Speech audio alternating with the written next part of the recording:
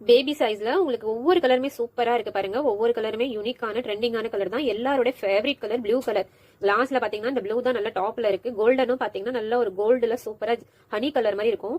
கையில போட்ட பாப்பாக்கு அழகா இருக்கும். இதோட strawberry colour, red colour, bottle green, wine சொல்லவே தேவையில்ல. நல்ல ஒரு பீட்ரூட் கலர். ஒவ்வொரு கலருமே பாத்தீங்கன்னா நம்ம குழந்தைங்க கையில ரொம்பவே அழகா இருக்கும். வித் பிளாஸ்டிக் பாக்ஸோட நம்ம தரப்போறோம். நீங்க ஸ்டோர் பண்றதுக்கும் ஈஸியா இருக்கும்.